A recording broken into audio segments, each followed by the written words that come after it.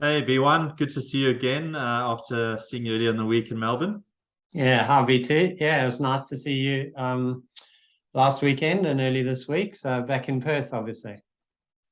Yeah, no, back into it, and had a bit of a lightish week in Melbourne. It's always a bit difficult when you're traveling, so I was struggling to get the Ks up a little bit, and a bit more focused on trying to get my strength class in, which I managed to do on Thursday, which was good. But I was looking forward to this weekend to get a few runs in. So I'm happy to report I've got a couple of back-to-back runs in, which is good because I do have a stage race coming up in mid-November, which is the Great Southern from Walpole to Albany. So, obviously backing up each day is going to be pretty important. So I wanted to see how I'd go with that this weekend. So had two sort of trail beach type runs, and this morning's actually included a bit of wading through water. So yeah, it was interesting. I think I'd backed up with 29 Ks over 2 days, so I was happy with that. How about you? I know that you're also keen to get out there after a fairly tough week. Yeah, I've also had a slowish week, unfortunately. I had to have a little bit of surgery here on the side of my nose on Friday, so that set me back. Actually, the doctor was pretty funny as I was lying there being stitched up. I asked him whether I could run, and he said most people would use this as an excuse not to run. You're asking me whether you can run. So clearly he's not a runner, because I think most runners would be thinking that way. When can they run again? So I had to take yesterday off, and then I probably thought today it wasn't wise to do a long run. So I did a nice 14K this morning, which felt good. But yeah, I've had a pretty light week as a result. But yeah, hoping to get back into it this Yeah, next so I week. suppose you're still trying to run to your program for Queenstown, and this would have been a slight blip in terms of Ks, but Yeah, I had a 30 close to 32K plan for this weekend, but obviously that wasn't to be. So yeah, I'm a bit behind, but yeah, as I said before, I'm just going into Queenstown pretty definitely underprepared, but pretty relaxed about it, to be honest. It's just going to be a participation and enjoyment for me. yeah, well, good luck. I hope it's you have a better week this week, and hopefully the surgery doesn't sort of impede and improves. I thought we would just share some news around some support that we might get on our Comrades journey. I've got a mate, as you know, who I run with here by the name of Mark, and Mark has recently committed to Comrades as well. And so I'm pretty excited about that, because it's very nice to have someone else that you can compare notes with. And I believe similar on your side, that you've had some news of someone on your side who's keen to join in. Yeah, and hopefully I'm not speaking out of turn here, but James, I mentioned him before. He's a lot younger than I am. James is in his early 20s, but he's very decent runner, and he's committed.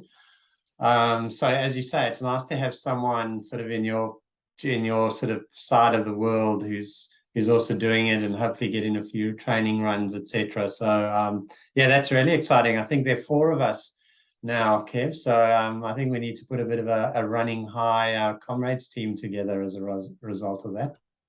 Yeah, absolutely. And Mark's a bit of an ultra runner, so he has done this sort of thing before.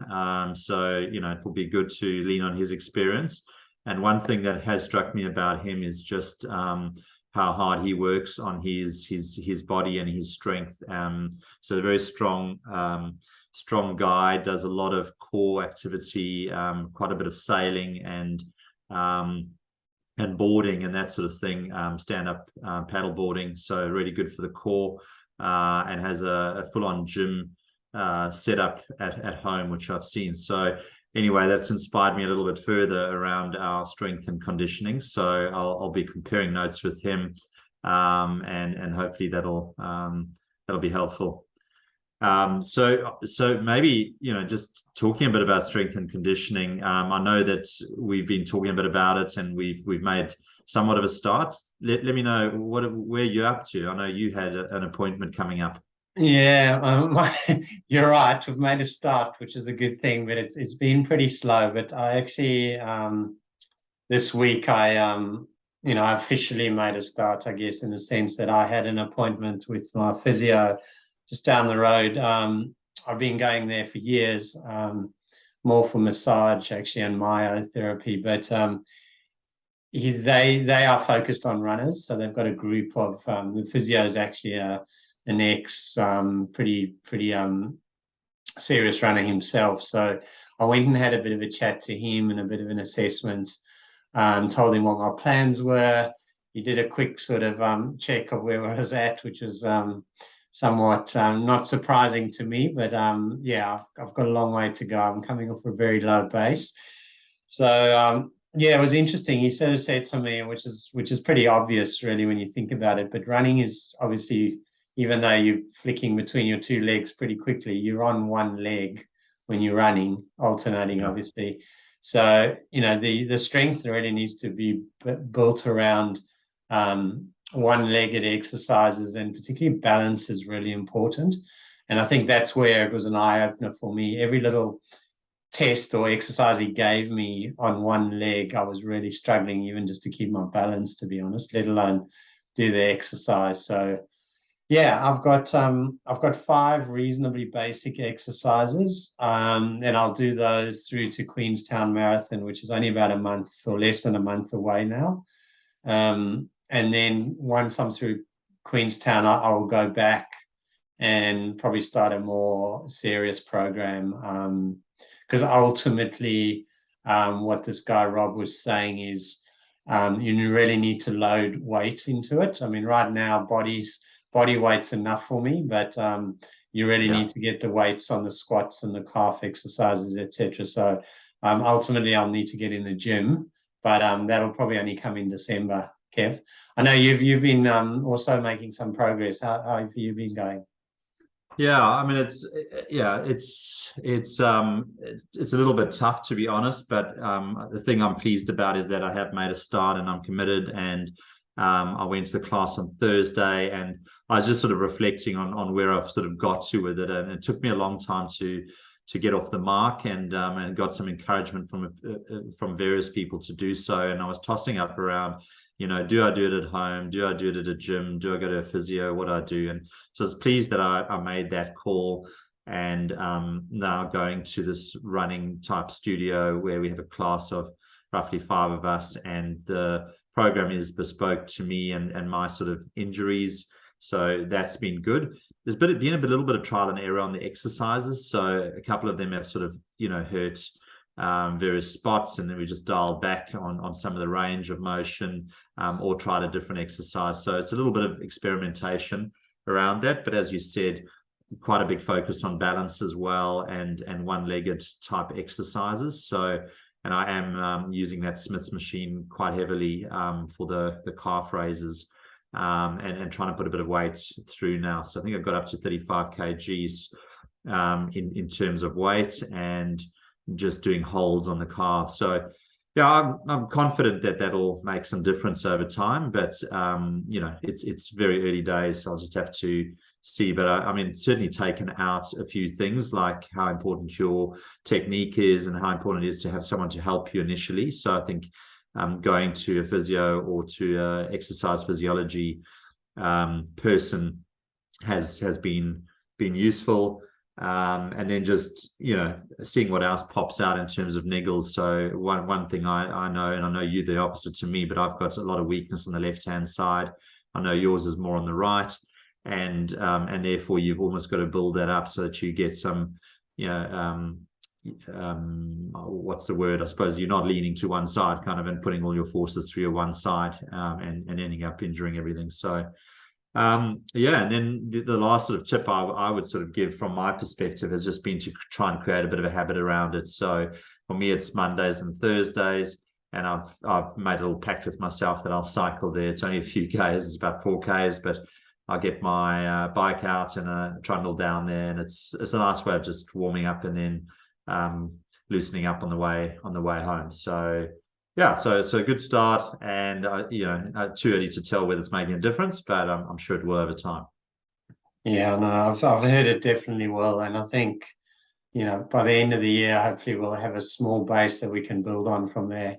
But yeah, I agree, Kev. The routine of it just needs to become built into the routine. I'm going to do 2 days a week as well, and I'll end up joining the gym at the physio. They have a gym there, and they run some classes as well, so you can get some help, as you say, which I think is important. So yeah, I'll probably only do that as of December, but yeah, I think both of us have made a start at least, so that's better than where we were a few months ago. Yeah, absolutely. And in other news, Hill, I know we've looked long and hard at qualifying marathons, which for Comrades you actually have to qualify in a certain window, and that window I've just got on my board here is between October 22 and 2nd of May 23, and obviously also just trying to look at how that fits into your schedule, or your 12-month block, 12-week block, I should say. I wish it was 12-month block. But I think we were looking for something in February. I know that's the worst time to be running marathons in Perth, so funny that they don't have any in Perth, other than one that didn't tickle my fancy. So yeah, it would be very hot to do it here. So let us know about what have you found. So I'm pretty excited about this one. Yeah, I'll tell you now, but just before I do, because the timing, as you said, is really important. So I've got Queenstown, which actually is in that window, but it's not ideal timing. So it may well be that I can fall back on that one if I finish it, that is. But I'll be doing that one pretty slowly, and they recommend, as you said, that you do it between Feb and March, and that's assuming you're going for a decent time. So you wouldn't yet be at your sort of peak fitness, and then you don't want to do it too late either, because obviously a hard marathon takes it out of you. So that's the recommended time frame, Feb to March. And yeah, they're not a lot around, just because it's most places in Australia it's pretty warm still that time of the year. But I have found one, and it's in Port Fairy, which I've been there a couple of times. If you're not Victorian, you might not know it, but it's a lovely little seaside fishing historical village, sort of past Great Ocean Road, just past Warrnambool. So yeah, Kev, I think if you can get across for that, we can have a nice weekend, and hopefully get our qualifying done as well. Yeah, and I think the other thing is it's got to be accredited through a particular association. I forget the association's name, but it appears this one is accredited in terms of the actual measurement of the course. So hopefully that'll meet Comrades standards. So we'll double check that. But yeah, no, it looks like a good one with a bit of boardwalk thrown in, and some footpaths, and but relatively flat. I looked at some Google images. It's a pretty flat place. So that's good and bad. It'll help our time, but it might not emulate the conditions we're going to face in Comrades. No, although I think the focus is on, hopefully getting a time, because as you know, the time determines your seeding. And I think if you go into 3:40 for a marathon, you B batch, and I think C batch is under 3:40, B batch is under 3:20. And it can be quite important where you start if you're going for a time in Comrades, because if you get stuck at the back of the field, obviously it takes a while for all the runners to sort of open up and clear out. So yeah, I don't know. We haven't got as far, obviously, as talking target times yet, but hopefully we'll be in reasonable shape come February. Yeah, well, we might leave it there, Hill. I mean, we've shared a bit of news today, and touched on some of the strength and conditioning pieces. So I just wanted to end up with a quote that I found, which I quite like, in the sense that if you're anything like Hilton and I, it is quite hard to get started with strength and conditioning training and to stay the course. So I love this quote. It's what seems hard now will one day be your warm-up. I thought it was pretty apt. If we keep going at it, I think it'll become like child's play over time, and feel like a warm up. So no author for that one, unknown. So, but I thought it was quite nice and simple and apt. Yeah, well, I certainly hope that that's going to be the case, Kev. Yeah. Yeah. Well, good luck during the week. I hope you can get your mileage up a bit this week, and keep your 5 exercises going twice a week. I'll check in with you next week on it. Awesome. Thanks. Good to catch up, Kev.